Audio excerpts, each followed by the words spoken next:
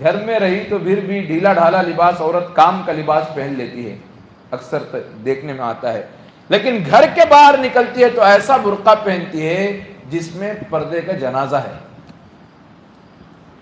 جسم کی پوری ساخت عورت کی نظر آتی ہے۔ علماء نے لکھا جیسے ننگا کپڑے نہیں پہننا حرام ہے، ناجائز ہے، ایسے ہی کپڑے ایسے پہنا کہ جسم کا سائز نظر آئے، ناجائز ہے، یہ بھی ننگا پن ہے۔ عورت چلتی ہے، وجہ ہے کہ عورت برہنہ رہے تو جو فتنہ ہوتا ہے تنگ لباس پہننے میں وہی فتنہ ہوتا ہے۔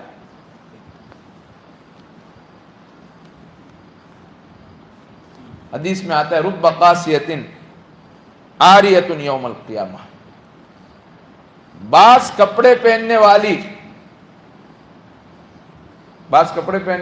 دنیا میں کپڑے پہنے گی عورتیں، لیکن قیامت کے دن ننگی ہوں گی، اللہ دھکا دلوا کے ان کو آگ میں ڈھکیلیں گے، اس لیے کہ ہم نے تجھے عزت کی چادر چڑھائی تھی، تو نے خود اپنے آپ سے عزت کی چادر نکال دی تھی، آج تجھ سے ہم عزت کی چادر چھین لیں گے۔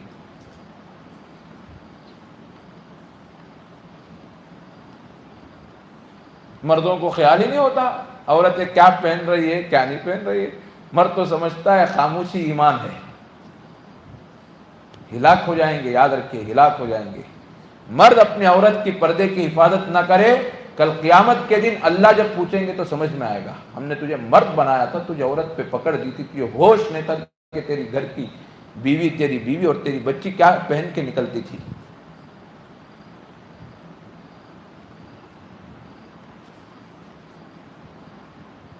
مسلمانوں میں ہوش ہی نہیں رہا، جینے کا ڈھنگ ہی چلا گیا، خاموش، کسی کو کچھ نہ کہو، سب سے خوش رہو۔ ایسا رہیں گے تو اللہ دل کا سکون نہیں دیتا، بولنا سیکھو، دل کا سکون دے گا اللہ۔ ہم سمجھتے ہیں خاموش رہنے میں عافیت ہے، خاموش رہنے میں مصیبت ہے۔ میری بچی کیا پہن رہی ہے، میری گھر کی عورت کیسا برقع پہن رہی ہے، کیا لباس پہن رہی ہے، وہ فنکشنوں میں جاتی ہے تو اس کا کیا حال ہے۔ حدیثوں میں سخت وعید آئی ہے۔ ہماری عورتوں کا حال، گھروں میں شوہروں کے پاس سنورتی نہیں، باہر جاتے ہوئے سنورتی ہے، اور شوہر بھی ایسا رہتا ہے، دماغ پہ اس پہ پردہ پڑ جاتا ہے، صبح میں جاتا ہے تو اسے کچھ ہوش نہیں تھا، سو جاتا ہے، پڑ جاتا ہے، اور رات میں آتا ہے، اور صبح میں پھر وہی کمانے کی دھن میں نکل جاتا ہے۔ کبھی کہا کہ بھائی تم کو تو اللہ نے ہمارے لیے بنایا، ہمارے لیے سنورو، باہر والوں کے لیے مت سنورو۔ شوہر کے لیے سنورتی ہے تو اللہ راضی ہوتے ہیں، خوش ہوتے ہیں، رحمت بھیجتے ہیں۔ غیروں کے لیے سنورتی تو حدیث میں آتا فرشتے لعنت برساتے ہیں عورت کو۔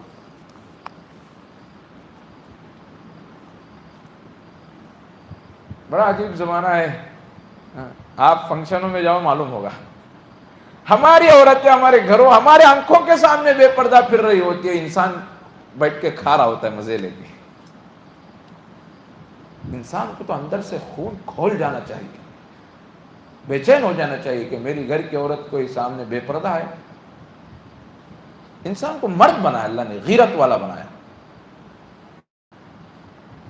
عورت میں حیا رکھی اور مرد میں غیرت رکھی، باریک فرق ہے حیا اور غیرت میں، یاد رکھیے، باریک فرق ہے۔ مرد میں اللہ نے کیا رکھی؟ غیرت رکھی، عورت میں حیا رکھی۔ مرد کیا ہوتا ہے؟ بڑی غیرت والا ہوتا ہے، کبھی گوارا نہیں کرتا کہ اس کی عورت کوئی بے پردہ ہو،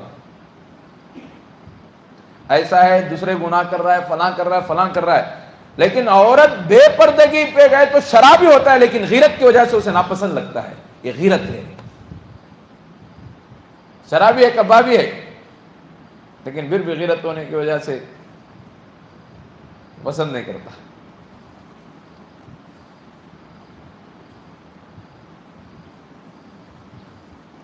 اور صحابہ کا دور تو بڑا پاکیزہ دور تھا۔ حضور پاک صلی اللہ علیہ وسلم نے صحابہ کے اندر یہ حیا والی صفت کو ایسے کوٹ کوٹ کے بھر دیا تھا، ان کو کبھی نگاہ اوپر، وہ ڈرتے تھے کہ نگاہ اوپر اٹھائے، ان کی نگاہ ہمیشہ نیچے رہتی تھی۔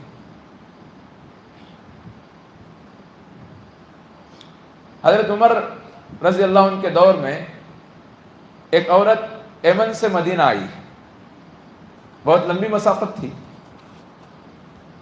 یمن سے مدینہ آئی. حضرت عمر کو معلوم ہوا مرد محرم ساتھ نہیں تھا. ہمارے اسلام میں مرد ہونا چاہیے، لمبا سفر مرد کے بغیر عورت نہیں کر سکتی. اور وہ دور تھا ایسی آبادیوں کا نہیں تھا، جنگل آتے تھے، ویرانے آتے تھے، مقام ایسے ہوتے تھے جو لوٹ لینے کے، عزت خراب کرنے کے بھی جگہ آتی تھی، لٹیرے ہوتے تھے. اب وہ عورت آئی تو حضرت عمر کو معلوم ہوتے پہلے تو بہت اس کو پوچھا کیسے آ گئی تو اکیلی.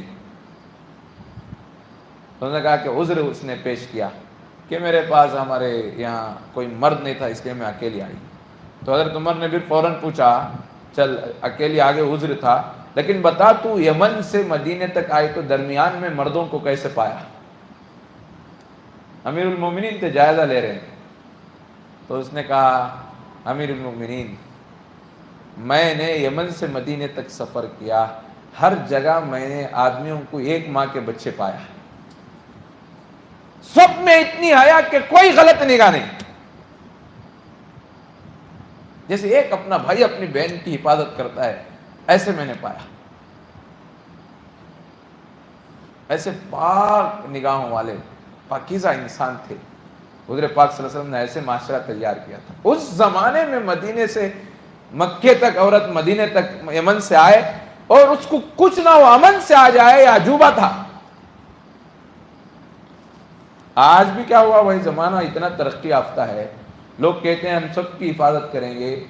اس زمانے میں حفاظت کے دعوے تو کر رہے ہیں، 10 سال کی بچیوں کو لوگ نہیں چھوڑ رہے. پہلے تو ہوتا تھا کہ اکیلے زنا کرتے تھے. اس زمانے کی سب سے بڑی مصیبت گینگ ریپنگ ہے. مل کے اور عزت کی عورت سے کھیلنا، یہ شرمناک حرکت ہے انسانیت کے لیے. زمانے والے کہتے ہیں ہم عورت کو آزاد کر کے بھی عورت کی عزت کی حفاظت کریں گے. جھوٹے ہیں. انہوں نے انسان کو نہیں بنایا تو وہ کیا حفاظت کریں گے؟ اللہ انسان کو بنائے، جہاں اللہ نے اسٹاپ کر دیا، حکم لگا دیا ہم بس ٹھہر جاؤ، اس سے آگے مت بڑھو. اللہ بنانے والے تو اللہ جانتے ہیں. انہوں نے کہا کہ نہیں، ہم خواہشات بھی پوری کریں گے، جس سے چاہے جو چاہے دیکھو، عورت کو آزاد بناؤ عورت کو، لیکن اس کی حفاظت کریں گے. اب کیا کریں گے؟ عورت نہ چاہتے ہوئے لوگ غلط کر رہے ہیں. اب یورپ بھی کہتا ہے بالکل غلط ہے، وہ لوگ بھی کہتے ہیں انسانیت کے لیے بڑی خطرناک شرمناک چیز ہے. عورت کو اگر تم گھروں میں نہ رکھیں گے تو مرد شکاری کتے بن جائیں گے. عورت کو حد میں رکھو تو مردوں کے جذبات صحیح رہیں گے.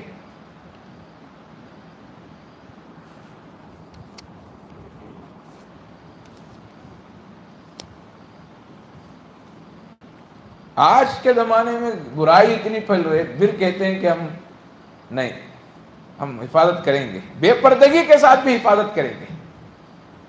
اور یہ زمانہ ایسا ہے، یمن سے لے کر مکے تک ایک عورت آ رہی ہے، کوئی اس کی عزت پہ ہاتھ تو کیا ڈالتا، نگاہ اٹھانے کی جرات نہیں، نگاہ نہیں اٹھا رہا ہے. لیکن یہ دور ایسا تھا، حضرت عمر رضی اللہ عنہ اپنے خلافت کے دور میں باہر بیٹھے ہوئے ہیں.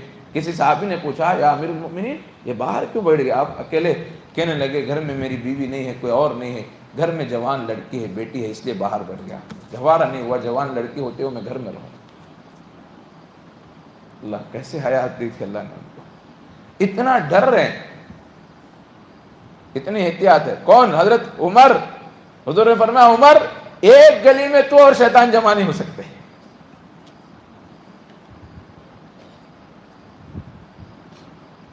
اتنا ڈر وقار دیا تھا اللہ نے. انسان تو ڈرتے ہی تھے، شیطان بھی ڈرتا تھا.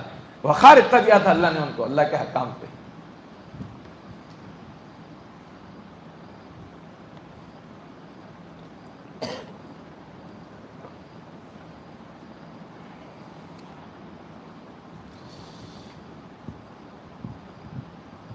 تو بہرحال دین اسلام کا حسن ہے کہ وہ انسان کے اندر اپنی شہوات اور شیطانیت کو نکال کے رکھ دیتا ہے.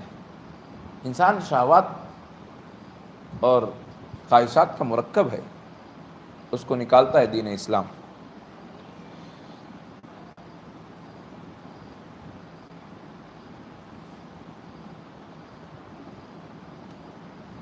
کوئی دیکھے انسان کہ میری نظر پاک نہیں، میرے دل میں طوفان اٹھتے ہیں، خیالات بہت جنم لے رہے ہیں اور خیالات مجھے پریشان کر رہے ہیں، تو سمجھو باطن میں میل ہے۔